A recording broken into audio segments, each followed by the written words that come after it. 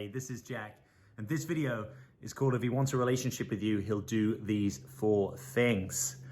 All right, let's get right into this. So straight off the bat, the first thing that he's gonna do ultimately, if he wants a relationship with you, is he is gonna invite you to be his girlfriend.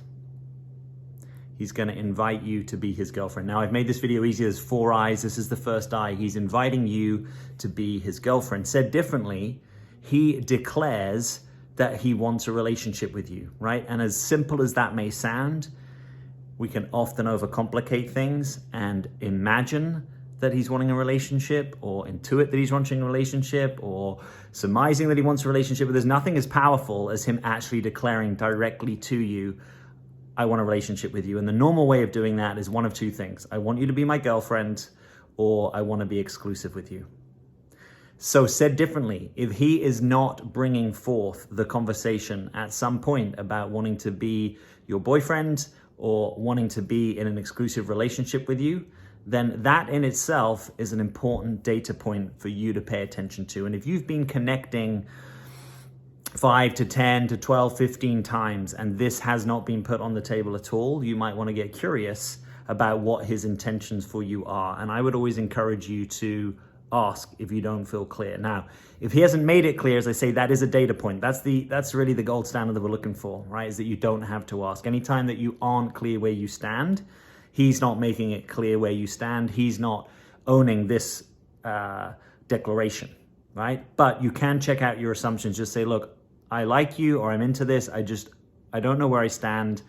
I'm a big girl. Let me know. I just want to know what are your intentions for me. And when you do that, by the way, you can also say, I don't need to know in this precise moment, right? But I would like to know in, the coming days, the coming weeks, whatever feels true to you. Kind of meaning, you're not just going to put him on the spot and expect the perfect answer in the moment. You might actually get a truer answer if you give him a little bit of time, right? You're not saying, I need to know right now or I'm walking. You're just saying, I'm looking for something that's moving in the direction of a serious relationship, if that's what you want. And most of you who watch these videos, that's what you want. And so you can invite him to let you know if he's going to make this invitation to you, but most of you will want him to do that without you needing to prompt him. All right, in it too, the second thing that might have you know that he wants a relationship with you is that he's investing time in you. Now, this can look differently depending on the context, depending on whether he's got kids, depending on where he's at with his career, depending upon the geography between you. But you should have a sense that he is consistently investing time in real-time connection with you. So that means in-person time, that means in-person dates, that means phone or video dates. But things that we actually have to put on the calendar, set up, show up for, be together, right? So if you're noticing that he's consistently in contact with you, but that's actually through text message, and there's not a sense that he's actually investing quality time in the connection, that probably is a flag that you should be paying attention to, right? I hear from lots of people who share with me, he's being really consistent, but when we dig into the detail, what it means is he's being really consistent over text. And if you want a pen palship, that is totally fine. But again, most of you, that's not what you want. You actually want a relationship with the possibility that it could go somewhere towards commitment. So if that's what you want, the path of commitment is not paved with continuous text messages, right? The path of commitment is usually paved with in-person, or at least real-time, spending time together. So notice if he's investing time. If you always have the experience that he's being miserly with his time, or it's hard to get his time, or he doesn't want to give you his time, that's something to pay attention to, right? Now, there could be contextual circumstances, right? It could be that he does want to spend time with you, but he recently lost a pet, or his kid is going through some difficult times, or a family member is on their deathbed, or work has become ridiculously crazy. It's possible, but most of the time, the contextual thing isn't the situation, right? So if he's not showing up and investing time in you, or he's not making clear to you why he can't invest time with you in this very kind of context specific way, right? Like, I'm going to be on an oil rig for the next 2 to 3 weeks, but I would like to talk with you. Can I call you? You know, there's maybe limited times that I can call you because of how it works, but I'd love to connect with you between, 8 and 10 p.m. at night. That's when I can call you. Would that work? Oh, it doesn't. Well,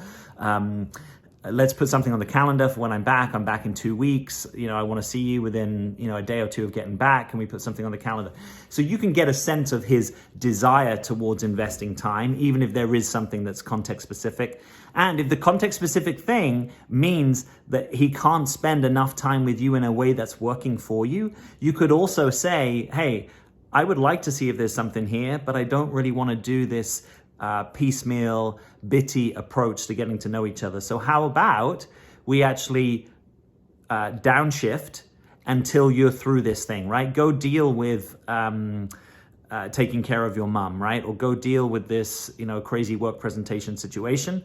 I'm here, I may still date or not, but hit me up. I'm definitely interested, right? So you're giving him the green light to know that you have an interest in pursuing something meaningful, but you're also taking care of yourself, respecting yourself, and just honoring that, you kind of want to do this when the real deal is possible. Now, this is not saying this is going to move in that direction, right? But we're just saying, let's have the possibility at least available to us. And if it's not, you get to decide the boundary that works for you. And also, if it does work for you, that actually you're only going to get to see him, every couple of weeks during this particularly busy period, if that's an authentic yes for you, that's fine, right? The real emphasis in this line of work is trying to find what is your authentic impulse, what is true and real for you, right?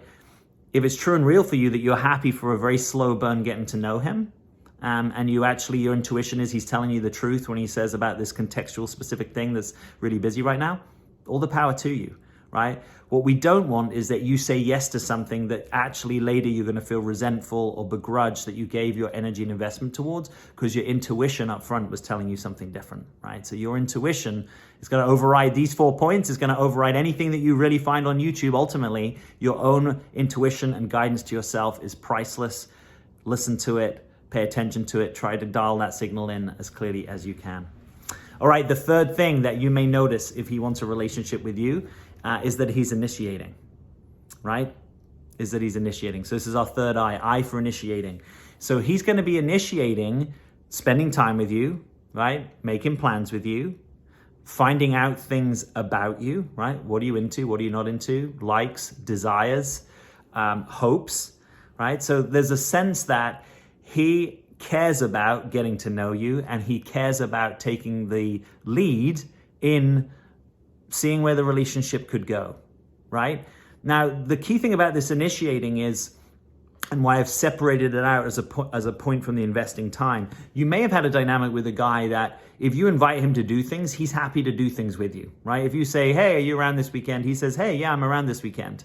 And maybe he's actually willing to spend a not insignificant amount of time with you. And you think, wow, he's really willing to spend this time with me. But we want both and, right? We want both that and the fact that he's initiating. It's not just that he's responding to your interest in spending time with him. He is proactively engaged in reaching out to you and making suggestions and plans about how you guys can spend time together and how he can get to know you, right? This is the power of leaning back, right? This is the power of receptive feminine energy, said differently. This is the power of you letting him take the lead, take the initiative. So you can see, is this third eye initiating there, right? Because if you're in that role, you never really find out. He doesn't actually have to make a decision about this. He can kind of sit back and relax and see where it goes, right? So you generally don't get the best out of the guy if you step too much into the initiation role. Now, this doesn't mean that you could never organize a date, right? It doesn't mean that you can never pay for dinner. It just means on the whole, on the balance, where is the mutuality in the dynamic, right? If you've got a really creative date idea that you'd love to do with him, excuse me, that's awesome. Maybe just sit on it for a little bit and see, has he invited you out for sufficient dates where it kind of makes sense now to say, hey, I'll organize the next one. Now, for a lot of you, what is the quality that is needed in order for you to create the space within which you can see if he's initiating? The quality is actually patience, right? For some of you, when you are attracted to a guy and you sense, oh, there could be something here, You want to speed things up, right? You want to see him. You want to find out. Or maybe you have a kind of like, in startup speak, we would call this like a quick to fail mentality, right? So you want to quickly find out if this guy is available or not, because you don't want to waste your precious time. Most of the time when I've seen this strategy and people I've worked with, it doesn't actually work for them, right? It's better, I think, to be patient, to not have to force things, and just to trust that you'll know over the not too distant future whether this has actually got some legs or not, right? You don't need to be going through guys. I've got to make sure this is guys I know, make sure this guy's a no, make sure this guy's a no, kind of find quickly. I don't want to waste any of my precious time going on a second date where it's not available. That kind of attitude tends to be untrusting. It tends to be pent up. It tends to have you more in your masculine. I would save some of that energy for the most agentic parts of your work. But when it comes to your dating, I'd encourage you just to slow it down. Patience is your friend. Allow things to unfold a little bit. Notice where your authentic yes is, right? None of this is about needing to go on a second date or third date or fifth date with a guy that you're actually authentically not a yes to. But your job really, when we boil it down, is to allow him to initiate. If you prefer a guy who is more in his masculine essence, most of you will. Allow him to initiate, and then see, is it an authentic yes? Then you really just have to be in the yes or no game, right? You don't actually have to be in the initiation game. And for most of you, that's actually going to be more rewarding, even if it risks running up against some of your frustration, perhaps your impatience, perhaps the places where it's hard for you to trust and you've learned to do a specific thing, right? Some of you might have, sometimes call this like the sausage machine, right? You have a sort of a way that you sausage men in dating, right? You do a thing. You say, oh, I text, I send, 5 or 6 messages on the app, and then I say, hey, can you call me? Then I get them on my calendar. Then I give them 15 minutes. I vet them, or some sort of variation of you do a sort of similar thing. Now, if it's working for you, great. I'm a pragmatist, right? Do whatever works for you. But ultimately, I've got to see this in a variety of contexts. Generally, that hasn't been working for people. And what works better is actually slowing it down, patience and trust, and noticing, is he initiating? All right, so what's our fourth eye? And at 4, we've got he's introducing you to his world. When a guy wants a relationship with you, he wants to introduce you to his world. He wants to have you understand, what's his work? Who are his friends? What does he enjoy doing on the weekends? What are his hobbies? Maybe in right timing, his family, right? It might just be sharing about his family. Maybe in the fullness of time, it might be meeting someone from his family or talking with someone from his family, right? Or maybe in a work context, it might be sharing with you about his work successes and work failures and, what's up at the moment, what's he's excited about, what's he investing in. Maybe he's got work colleagues that occasionally he goes for a drink with. Maybe in the fullness of time, he might invite you to have a drink with them, right? So let's make a distinction between that, where there's some openness to introducing you to different domains in his life, right? To a guy that maybe you only know in one domain, right? Maybe there's only one way that you guys get to know each other. Maybe you always do like a Netflix thing, or maybe you always go swimming, right? Or horse ride together, or sit on the beach, but he doesn't really mix it up. There's not really initiation, right? Back to number 3, there's not initiation in a variety of ways to get to know you, right? Maybe you never overlap with anyone else in his life. Maybe he doesn't even talk to you about these other domains of his life. So he's kind of only giving you one part of him, right? He's giving you beach guy or surfer dude or hiker friend, or maybe he's giving you restaurant guy, right? Maybe he's taking you to nice restaurants, but actually, he's not really getting to know you outside of that. And you don't really start to get too much of a window into his life. Now, guys will vary the speed at which they feel comfortable letting someone in, the extent to which they are a more kind of private or open person. And all of that can be authentic, right? Someone can be authentically private. I know certainly I can at times be authentically private. And what we want really is a sense of progression, right? So that openness could be to these multiple domains of his life, could be faster or slower. But we're looking for the trajectory, right? If actually there's nothing progressing and weeks and months are passing and I don't really know anything more about this guy, or I'm not any closer to other parts of his life, that's something that I think you want to bring up. Firstly to yourself, right? To notice, actually, do you have an intuition that this guy isn't ready to share his life with you? Now, he has a right to not be ready to share his life, right? He may just want, a restaurant friend companion, right? Or a hiker companion. That's perfectly okay. What's not okay is if you're saying yes to that and actually you want more and you're getting invested in this thing and it's not going to serve you, right? Let hiker friends have hiker friends. Let restaurant buddies have restaurant buddies. Let pen pals have pen pals, right? That's the optimum here, right? Is that there's nothing wrong. A guy can want anything on the menu, right? From something super, super casual to something super committed. All of it's possible and allowed. The question is, who are you and what do you want?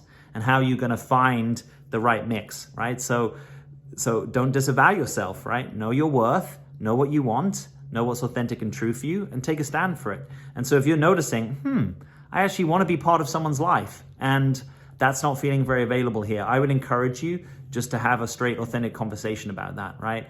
I'm liking getting to know you, but at the same time, I also don't really feel like I know you, and I imagine there's more that's in your life that you haven't really brought here or shared here. That's your right, but I also want to let you know who I am, and who I am is someone that wants to share more fully in relationships. So I'm just naming this because I'm curious about how you orient to that. Like, what's your take on that? And then let him talk. Then notice maybe what unfolds over the next days or weeks, if there's any kind of shift. And if there isn't, it's probably right for you to step out of that dynamic, and you can do that lovingly and respectfully.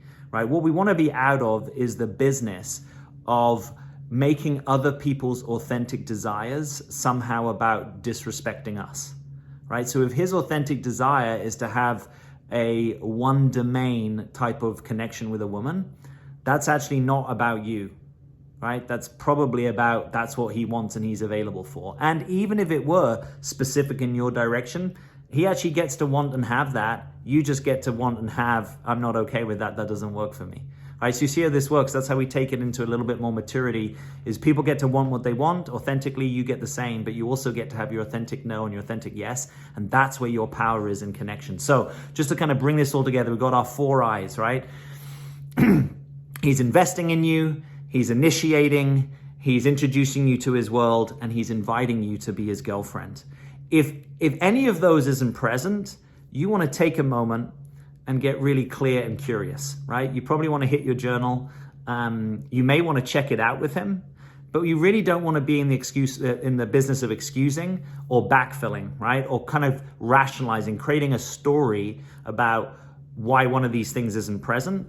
Because in most situations where something is going to move towards commitment, it's not just 1 or 2, all of these things will be present. And if there's not, you'd want to have a kind of a good reason for that, and that it's probably something that's temporary, not longer term, right? Like, yeah, he's dealing with mum dying right now, and that's a big deal in his world. And again, when that's happening, you may want to be sober about possibly downshifting the connection. You could be a companion to a guy who's going through grieving his mother if you're in that early stages of, you're not really boyfriend, girlfriend at this stage, you're actually just dating.